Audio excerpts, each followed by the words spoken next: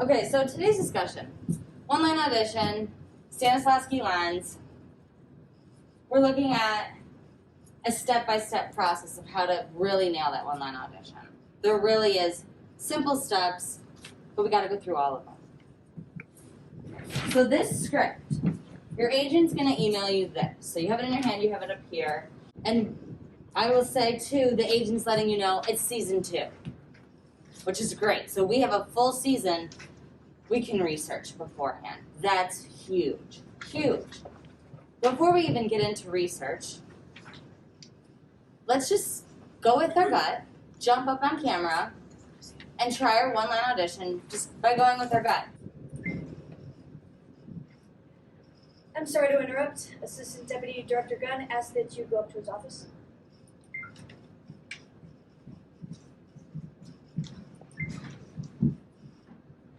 Sorry to interrupt. Assistant Deputy Director Gunn asked that you go up to his office.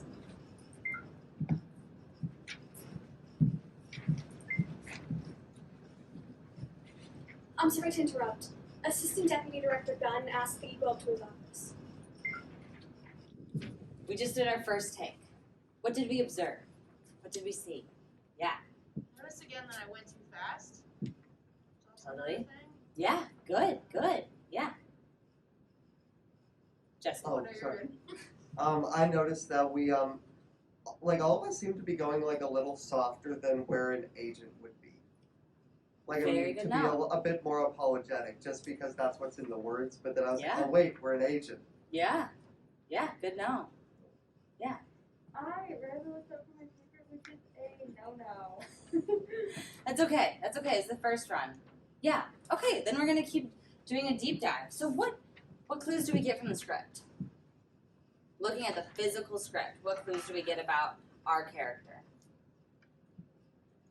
Yeah, Sarah. Well, they're a young age, so I'm assuming that they're new, so maybe they would be more apologetic. Absolutely. They're interrupting people of higher power. Yeah, they're not the deputy agent, they're the young agent.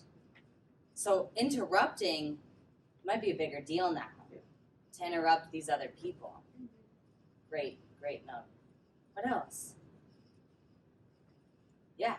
The urgency with which they gather the things to leave, so like I feel like the fact that they like assistant deputy director going is like really important. So saying like he needs you is like a big deal.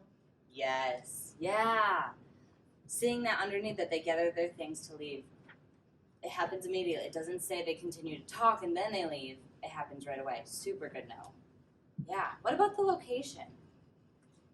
Time of day? Yeah. I feel like they might be in an office of some sort, like such as like where the excuse me, where the young agent is working, where assistant deputy director Gunn is, and I feel like it might be maybe in the middle of the day. It's not like probably 2 p.m. if we want to be specific. Yeah, I like that. Specific is good. Okay, so we're getting a lot of these clues, so let's look at Stanislavsky's. If we were going to go that route, through that lens, go ahead and get a pen out and we're going to start taking some notes while we look at this. We've all had the introduction to Stanislavsky's method, so we're not going to go through it in detail. But let's refresh. Given circumstances, the 5 W's. What are the 5 W's? Yes. And that's the first thing to do with these scripts. Figure out the 5 W's. Who, what, where, when, why. And that's on your worksheet. So the who. We established that. Young agent. Where? Behavioral science unit. Beautiful. Awesome.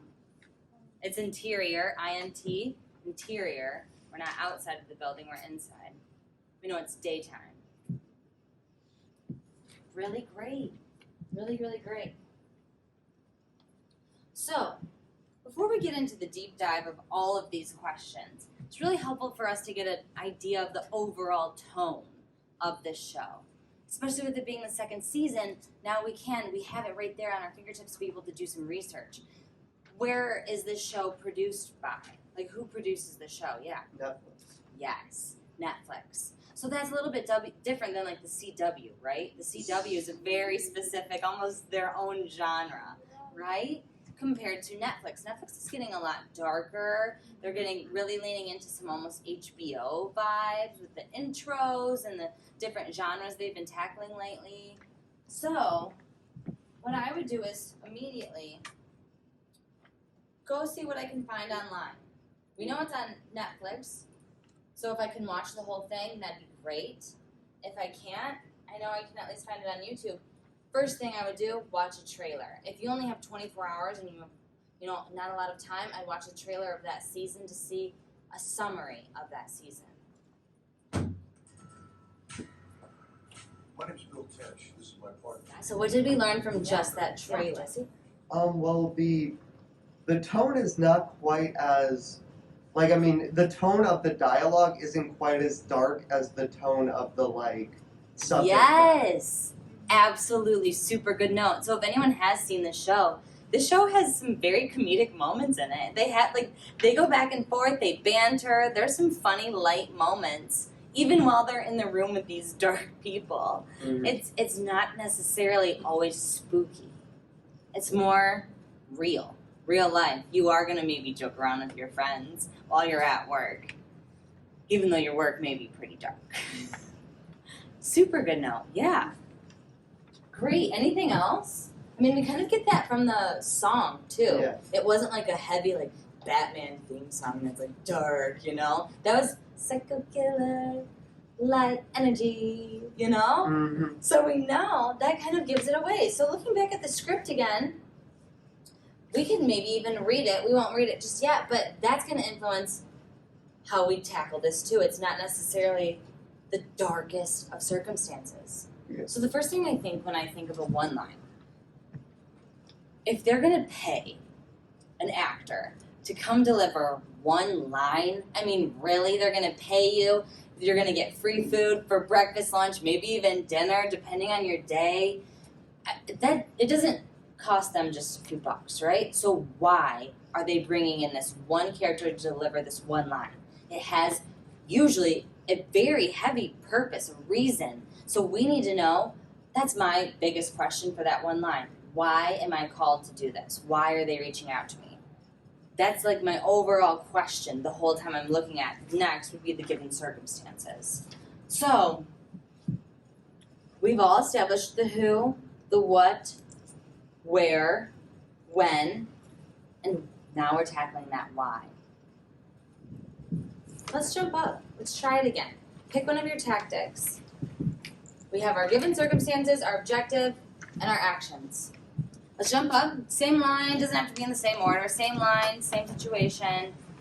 Let's see how that influences how we deliver this line from the last time we did it. Oh, sorry to interrupt.